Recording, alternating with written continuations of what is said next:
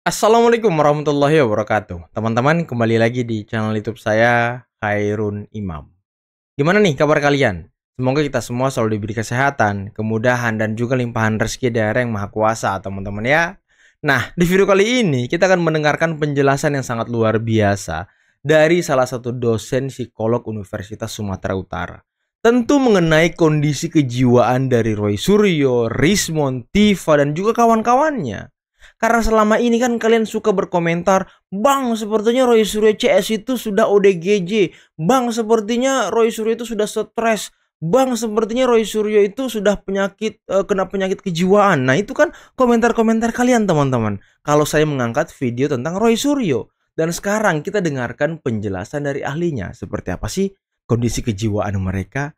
Nah, selain itu, kemarin emak-emak ompong yang kata Bang Firdaus Oiwobo dan juga emak-emak yang tidak punya kerjaan itu melakukan aksi demonstrasi untuk menuntut Gibran dimakzulkan dan Jokowi diadili. Tapi sayangnya ketika mereka melakukan konvoy, malah ditahan oleh polisi. Aduh. Dan sempat bersih tegang dengan pihak keamanan. Kira-kira kenapa ya? Apakah mereka membawa benda terlarang? Apakah mereka membawa sebuah hal-hal yang bisa mencederai orang lain? Nah, nanti akan kita lihat videonya.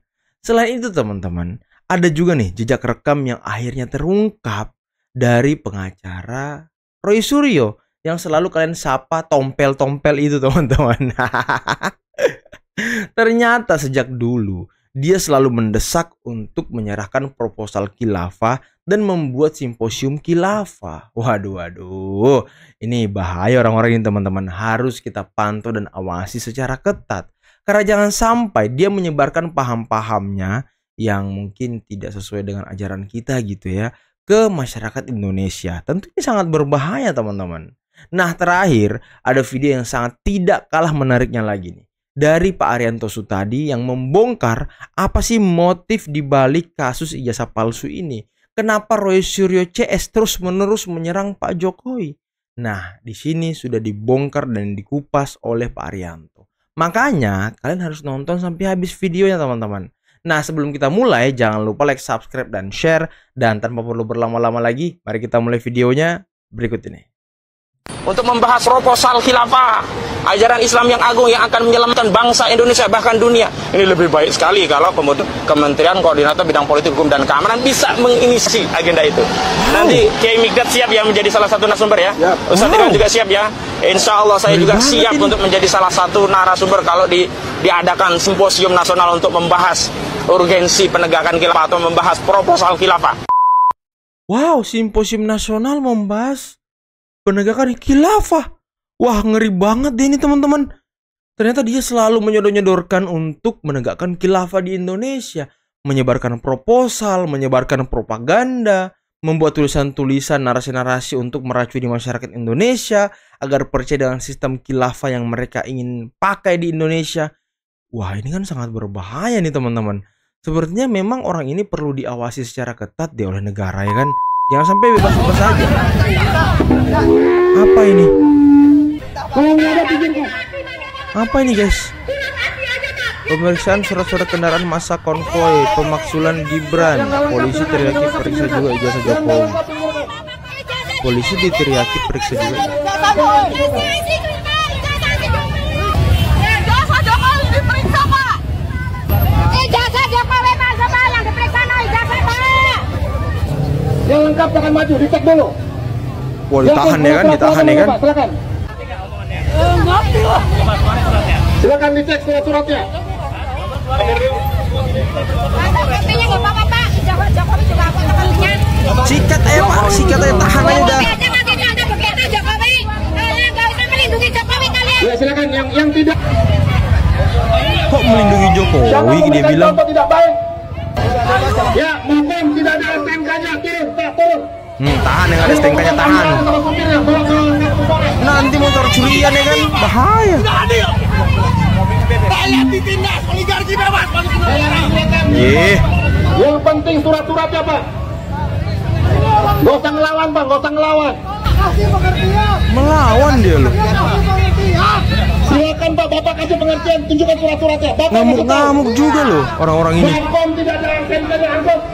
Saya akan gasap karena ini sudah tidak masuk akal lagi. Saya akan gasap. Saya akan gasap, tapi bebaskan teman-teman saya. Bebaskan katanya teman-teman saya. Ditahan kawan-kawannya ya. Kasihan banget, makanya kalau demo bawa yang lengkap surat-suratnya, jangan aneh-aneh. Itu banyak netizen yang sudah bilangin kelompok ini DGJ dan sebagainya. Ya Betul, mungkin karena betul, dia mereka tidak bisa menyampaikan secara ilmiah, tapi bagi dia itu secara logika biasa, ini kayaknya udah nggak betul itu. Gitu. Nah, kita tunggu nanti hasil secara hukumnya. Tapi ini aspek psikologis. Mohon hati-hati, cobalah merenungkan diri. Mungkin sehari cukup 5 menit. Apakah perilaku kita sehari itu betul atau tidak? Karena ini dapat merusak diri kita sendiri. Berikutnya adalah tinjauan dari filsafat. Kebetulan saya dosen di magister psikologi sains di Fakultas Psikologi Universitas Sumatera Utara ya. Jadi keputusan etis ini penting. Apa itu keputusan etis? Keputusan yang betul-betul telah dipelajari dengan dalam, sangat mendalam. Tanya segala segi siapa para pakar yang tahu dengan jujur ya, dengan catat jujur. Jadi coba pelajari secara komprehensif tetapi jujur terhadap diri sendiri. Apakah sudah benar? Kalau memang Jujur sudah benar, terhadap diri pegang, sendiri. putuskan. Saya harus menikah sekarang, saya harus bercerai, saya harus ganti pekerjaan, saya harus ganti profesi.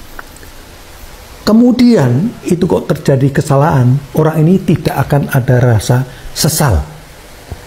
Saya beri bahwa ketiga pribadi ini itu bolak-balik dulu nantang-nantang, sekarang mulai nangis-nangis minta tolong supaya ijazah ditunjukkan dan sebagainya.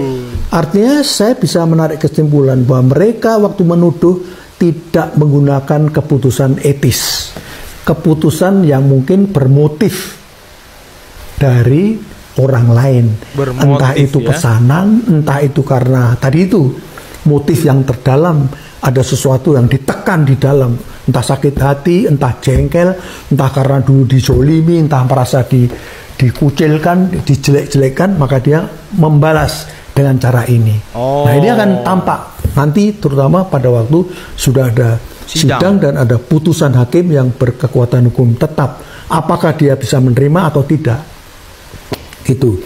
Nah, karena kalau orang yang tidak mengambil keputusan secara etis, apapun alasan yang disampaikan, walaupun itu orang yang kompeten, ada saja nanti salahnya. Kalau kemarin ijazah begini, oh ini gambarnya kurang begini, nanti lama itu kok rambutnya kurang sisirnya ke sini, kok tangannya itu kukunya tidak akan habis-habisnya. Nah, ini sangat tipikal orang yang begini ini sebenarnya harap melakukan introspeksi diri, meditasi diri supaya lebih melihat ke dalam apa sih sebenarnya yang nggak benar dalam diri saya. Untuk apa? Supaya demi kebaikan pribadinya menjadi pribadi unggul. Kalau tidak, dia akan semakin hari semakin hancur. Bagaikan seseorang yang bersalah menabrak orang, lari, dia tidak mau mengakui kesalahan, pasti dia akan nabrak lagi.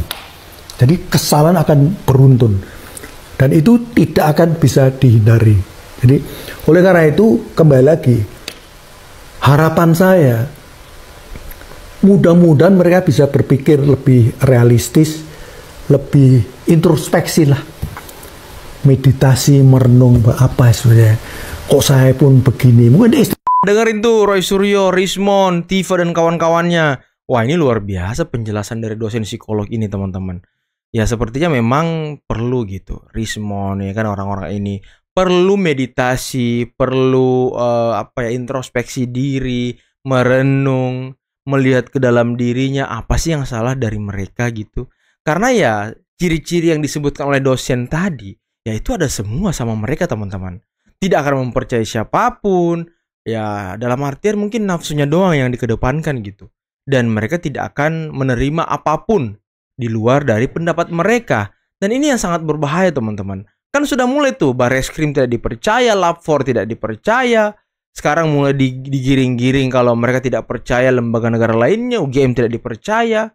Ya inilah yang mereka lakukan teman-teman. Bahkan yang paling kocak, mereka ingin melakukan digital forensik ataupun laboratorium forensik di Singapura. Ini kan, aduh, pemikirannya gimana gitu, gak masuk akal teman-teman. Dan tolong segera introspeksi diri agar Anda tidak semakin dalam terjebak dalam hati yang busuk dan pikiran yang kotor teman-teman. Isu ini bisa menjadi ramai banget ya, karena satu, ada pelapor yang menuduhkan Pak ijazahnya Pak Jokowi itu palsu. Nah, sementara dia menunjukkan itu berdasarkan hasil penelitian dia, karena katanya pakai penelitian saintifik ilmiah dan sebagainya, gitu kan. Tapi bukti-buktinya itu banyak diumbar di media sosial. Nah, sementara yang dituduh kemarin, akhirnya Pak Jokowi itu memberi laporan balik di Polda Metro bahwa dia merasa dicemarkan dan kemudian ada provokasi dan sebagainya gitu. Jadi mengapa ini jadi prosesnya gonjang-ganjing lama banget? Karena ini ternyata disampaikan para pengadu ini pertama kali adalah ternyata bekas-bekas dari orang yang benci sekali dengan Pak Jokowi, pendendam lah gitu. Betul. Ya, contohnya kita sebutkan dari 5 itu ada Dr. Tifa, kemudian juga ada Suryo. Saya nggak sebut namanya lah, karena praduga tak bersalah silakan ya. Ada yang dulu pernah dipecat dari menteri, dendamnya bukan main. Ada yang dulu bekas kelompok yang dilarang. HTI Pak? Bukan partai ya, ormasnya atau apanya itu dilarang. Organisasi masyarakat. Ya. Organisasi dilarang. Kemudian kelompok partai yang kalah dalam persaingan itu. Waduh. Siapa Kemudian tuh? juga kalau kita lihat secara global, Amerika itu sangat kecewa dengan kita kan, sehingga dia bikin negara kita itu kacau dengan cara memprovokasi orang-orang yang bisa dibikin kacau itu. Nah, karena ada pendendam itulah tadilah, maka itu menjadi fokus mudah diadu domba dengan orang yang didendamnya itu. Sayangnya ya, di dalam gonjang-ganjing ini, saya membaca ya, ada framing kepada masyarakat, menyampaikan teori-teori yang nggak benar untuk masyarakat percaya pada teori mereka bahwa ijazah itu adalah palsu. Gitu. Artinya motifnya alih-alih bukan untuk kepentingan masyarakat banyak, tapi karena ada masalah pribadi atau personal yang membuat ini terjadi. Dia kan alasannya kan ini saya mengataskan nama rakyat seluruh Indonesia, minta gitu kan, minta kejelasan, minta keadilan, minta kejujuran. Masyarakat yang mana? Nah, kan masyarakat dia yang mana? Bisa mengatakan ini masyarakat saya kumpul sini sama-sama minta Pak Jokowi gini, kan gitu. Nah, sementara yang dari sini oke, silahkan aja buktikan di pengadilan kalau memang ini yang perlu Pak Jokowi kan gitu kan. Nah, sekarang kasus itu sudah diproses ke Polda Metro. Pertama ke Bareskrim, yang satunya Bareskrim. Yang ke Bareskrim laporannya tidak dijadikan LP karena menurut penyidik itu bukan pidana, makanya ditelisik dulu itu ya dengan penyelidikan. Itu pun kemudian ternyata hasilnya tidak cukup, ada unsur-unsur bahwa itu tidak pidana, sehingga penyelidikannya pun perlu dihentikan. Sementara laporan yang di Polda Metro itu menunggu daripada kepastian Bareskrim itu mengatakan asli apa tidak. Karena kalau yang di Polda Metro itu yang dibuktikan harus dua. Satu adalah pembuktian kembali apakah ijazah Pak Jokowi itu asli atau palsu, dan dibuktikan kalau seandainya ini kesimpulannya ini adalah asli, maka berarti tuduhan-tuduhan itu tadi bisa berupa pencemaran, bisa provokasi, bisa berupa fitnah dan sebagainya. Itulah yang sekarang sedang berkembang di Polda Metro gitu. Nah, dalam perjalanan seperti ini pun kan, ini dari pihak-pihak yang ini tadi ya menuntut ini kan memframing macam-macam. Contohnya misalkan gini ya, bahwa putusan pengadilan di Jogja itu si Bambang itu kan diframing seakan-akan itu kan, coba bayangkan orang dipenjarakan oleh Pak Jokowi gara-gara dia nggak mau menunjukkan ijazahnya kayak gitu. Padahal kan itu adalah putusan pengadilan yang dulu dituduh menebarkan berita bohong bahwa ijazah Pak Jokowi palsu, sudah dibuktikan oleh hakim dan sebagainya, yang mengatakan itu salah kan, dia kan sudah dihukum. Itu dia memprovokasi tidak percaya pada hakim. Kemudian ijazah Pak Jokowi dicek ke Gama. Dosennya udah mengatakan, ya gini Betul, memang ini udah asli clear, harganya. jelas. Dia memframing pada masyarakat, itu kan Gama kan bersekongkol dengan Pak Jokowi, menutupi kejahatannya Pak Jokowi. Itulah yang dikerjakan oleh mereka-mereka itu. Terakhir belakangan ini ijazahnya dikatakan asli ya oleh Barreskrim. Dia tunjukkan skripsinya ini nggak benar, ini gini kan gitu kan. Dia pakai teori pembuktian yang palsu juga, caranya gini. Ada aja ya akal-akal bulus orang-orang ini teman-teman. Kalah di ijazah, keluarkan skripsi. Nanti kalau di skripsi berkunjung ke KKN. Nanti kalau di KKN apalagi nih? Mapala UGM lagi nih yang dicek nih. Ada nggak Jokowi di situ namanya ya kan? Nanti kalau gagal lagi, apalagi teman-teman? Nanti akte kelahiran Pak Jokowi diusik-usik lagi tuh. Pokoknya semua terkait dengan Pak Jokowi sepertinya akan diubok-ubok sama dia nih. Nggak jelas nih orang-orang ini teman-teman. Tapi menurut Bang Jimli, melihat situasi dan kondisi partai politik kita sekarang, yang tentu representasinya ada di parlemen, mungkin kan diteruskan? Ya secara politik agak susah ya. Susahnya kenapa? Karena ini kan baru selesai pemilihan presiden, koalisinya baru terbentuk, pemerintahan dengan koalisi yang besar ini ya kan sangat kuat ya, dan sedang honeymoon ya. Sedang honeymoon. Ya, masa tiba-tiba ada yang berkhianat kan agak sulit kan ya, membayangkannya itu. Bahkan yang waktu pilpres itu di luar sudah diajak bergabung juga ya. Iya, ini kuat sekali sehingga sulit. Nah, kecuali kalau inisiatif itu datang dari ketua Kimplus, yaitu ketua umum Partai Gerindra yang juga adalah presidennya sendiri. Nah, itu lain ya kan. Tapi masalahnya justru presidennya yang dulu minta Gibran menjadi wakil presiden sehingga itu bisa mendapat dukungan semua partai ya kan gitu ya. Maka saya rasa susah membayangkan Prabowo mengambil inisiatif. Tidak usah kan ngambil inisiatif yang aktif ya, pasif saja pun membiarkan rasanya sulit terbayangkan teman-teman. Jadi intinya ya, Gibran itu sulit untuk dimakzulkan. Karena di parlemen itu koalisi Indonesia Maju semua, Kim Plus semua teman-teman. Dan ketua-ketua partai nggak ada yang bahas kasus ini. Dalam artian ya kasus pemakzulan Gibran nggak seksi gitu. Dan Golkar juga terang-terangan sudah menolak pemakzulan Gibran. Dan didukung dengan ya mungkin beberapa partai lain nanti mungkin ya. Karena ya Pak Prabowo juga tidak pusing dengan isu ini, pemerintah pusat tidak pusing dengan isu ini, mereka tetap fokus bekerja, mereka tidak terganggu sedikit pun, dan ini sangat bagus teman-teman. Ini langkah yang sangat bagus dilakukan oleh pemerintah, tidak terbawa arus dengan isu-isu yang murahan, pemakzulan Gibran, isu ijazah palsu Pak Jokowi, yang sepertinya semua isu sekarang itu ya, semuanya Pak Jokowi teman-teman, semua mengenai Pak Jokowi. Menteri datang bertamu, Pak Jokowi salah. Pulau 4 pindah ke Sumatera Utara yang dari Aceh itu Pak Jokowi yang salah. Sepertinya semua persoalan yang muncul dan timbul di negara ini yang salah adalah Pak Jokowi. Raja Ampat yang disalahkan Pak Jokowi, padahal izinnya kalau nggak salah di era 2000 berapa gitu, di era 90 apa 2000 gitu. Udah lama teman-teman. Pak Jokowi juga yang salah. Kenapa nggak ada yang menyalahkan Pak Prabowo gitu? Kenapa yang tidak ada menarik-narik nama Pak Prabowo? Apa kalian takut? Giliran Pak Jokowi berani-berani mereka ya kan? Aduh. Dan tadi ya kita sudah dengarkan dan lihat secara bersama bagaimana rekam jejak dari si Kosinudin ini yang sangat-sangat khilafah militan, yang sangat-sangat bertekad untuk mendirikan dan membangun negara khilafah di Indonesia. Dan ini yang harus kita perhatikan bersama teman-teman. Gerak-gerik dan langkah-langkah politik, catur politik yang terus mereka lakukan. Jangan sampai negara kita dikuasai oleh orang-orang seperti ini. Ngeri nantinya teman-teman, ngeri. Nah, dan tadi bagaimana dosen psikolog membeberkan seperti apa kondisi kejiwaan dari Roy Suryo CS yang sepertinya ya emang agak terguncang gitu ya kan. Karena dendam. Ya, ini mungkin sejalan dengan apa yang dikatakan oleh Pak Arianto. Mereka ini dendam, ada yang dipecat dari menteri, ada yang masih belum move on kala pilpres, ada yang ormas yang dibubarkan. Nah, si Kosinudin lah tuh ya kan, Jadi semua orang-orang ini yang sekarang menyerang Pak Jokowi punya motif yang sama.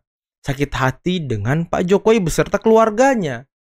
Dan sakit hatinya sih tidak berdasar. Harusnya sih ya bisa move on gitu. Move on gitu. Move on aja ya. Nggak usah bikin ribut-ribut terus. Kapan bangsa ini bisa membangun ke depan? Kapan bangsa ini bisa menatap ke depan? Kalau kalian bikin ribut tiap hari. Nggak jelas cuy. Dan tadi ibu-ibu ompong itu ya, itu kata Bang Firdaus Oiwobo ya, yang selalu mengatakan ibu-ibu ompong yang gak ada kerjaan dan lain sebagainya ditahan polisi karena konvoy demo dan segala macam, tak punya STNK. Ya kasihan kali orang-orang ini. Jangan sampai kan itu motor curian atau motor apa ya, kita nggak tahu. Jadi ya ditahan dulu motornya kalau nggak ada STNK-nya teman-teman. Biar nanti dijelaskan. Nanti kalau mau ambil ya tinggal bawa STNK ya kan.